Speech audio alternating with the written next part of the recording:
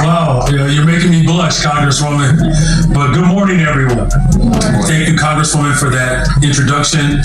And I'm grateful to be here this morning despite these challenges that we are enduring. Because even with these challenges, we have educators who are leaning in and using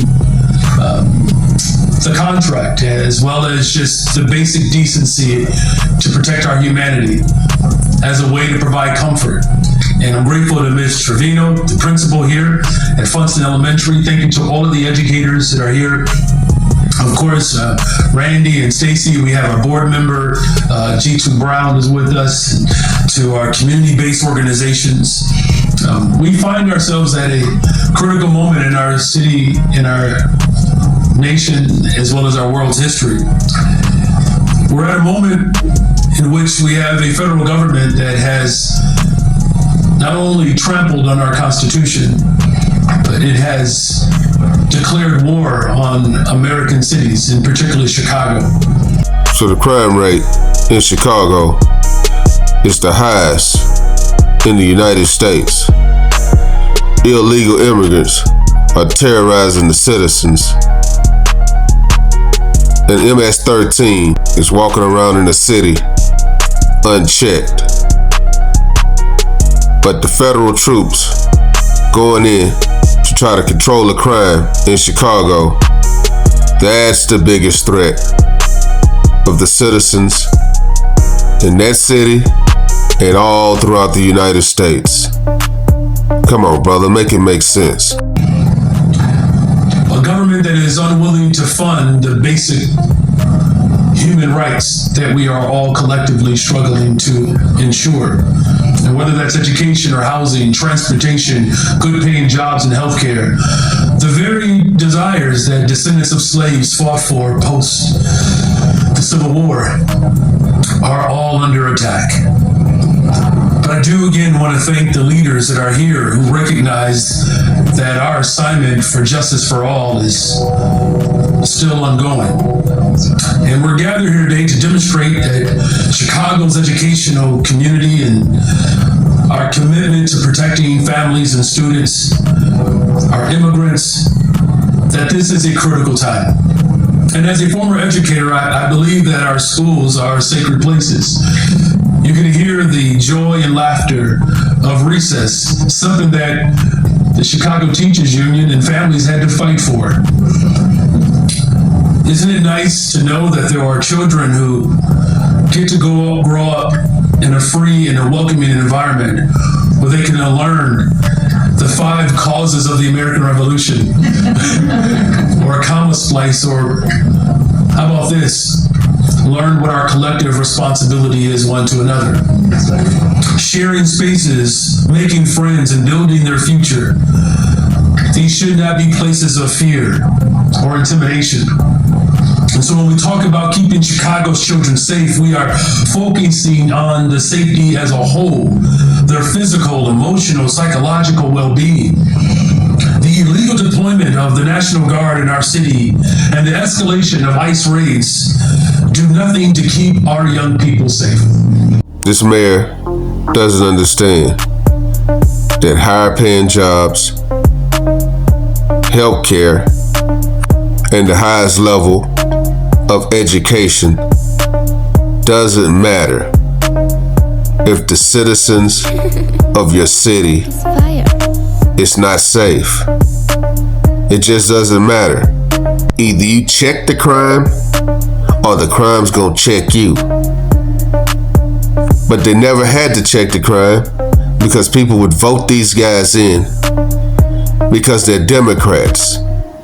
And they figured, hey, we're in low-income cities, that they have our back. This is not your grandmother's Democratic Party. They could care less about crime. But now that it's being focused on by Donald Trump, now they crying wolf because they know they hadn't done their job in years. In fact, it makes them afraid and it disrupts their learning. We saw last week when ICE indiscriminately deployed tear gas on our community. It didn't matter if you were an immigrant or if you were born here, that tear gas did not discriminate. Kids had to run inside, and teachers and staff had to stand between the children and federal agents. You know, we fought to ensure that children can peacefully walk into a school of particularly black and brown children.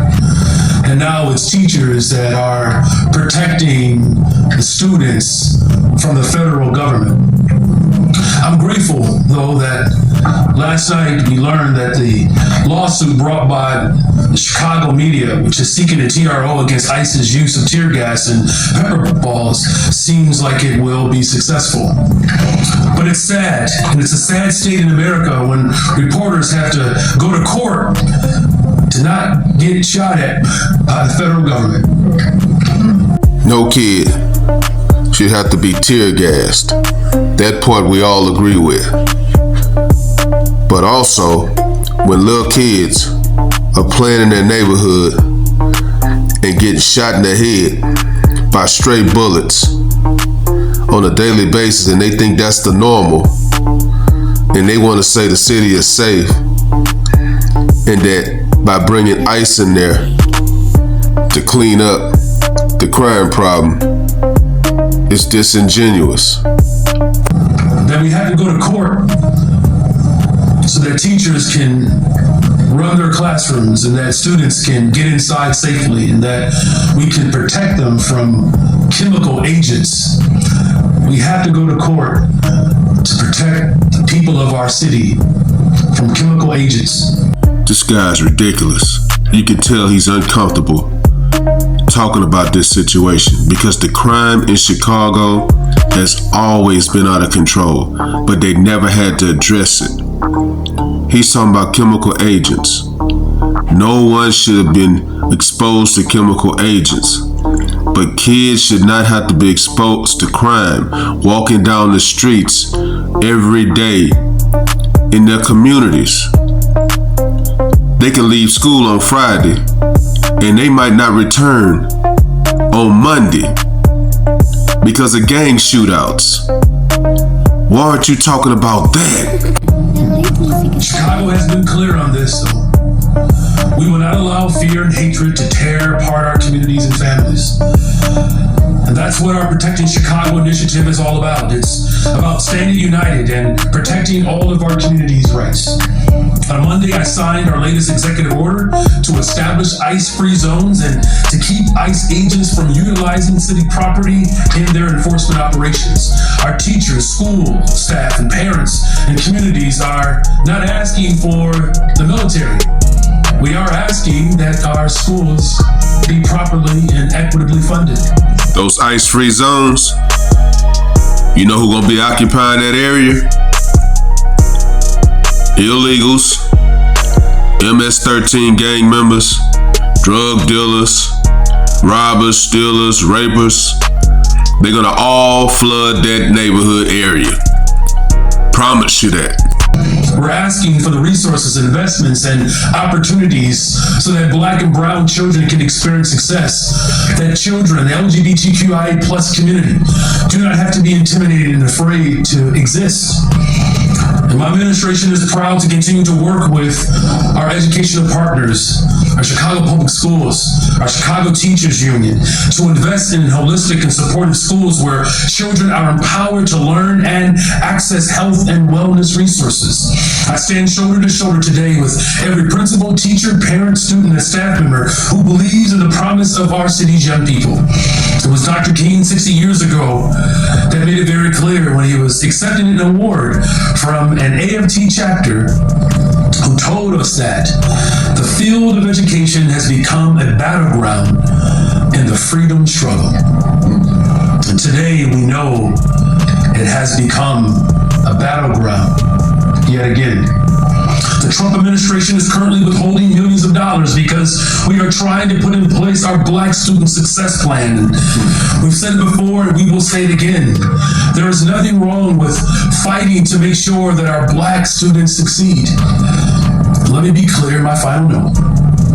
We are going to fight every single day with everything that we have until every single dollar that is being illegally taken from us gets returned to the people of this fine city. All right, I'm done hearing from this guy. He's talking about education. He's talking about health. He's talking about high-paying jobs. Now he's talking about race. See, when all else fails, they play the race card.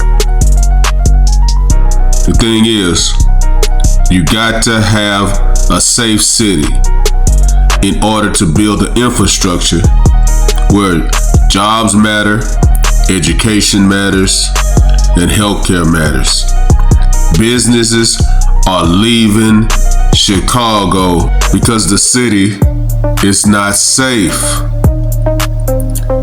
This mayor is going to have to understand that if you don't get that crime under control, Donald Trump is going to get it under control, one way or another. Now he's being called out and he doesn't know how to handle the situation.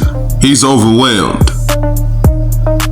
But in 2026, I just don't see how this guy survives as mayor with the crime being exposed the way it is.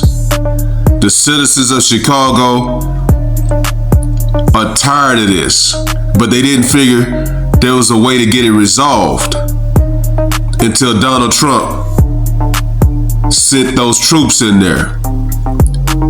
By any means necessary, those citizens want to feel safe.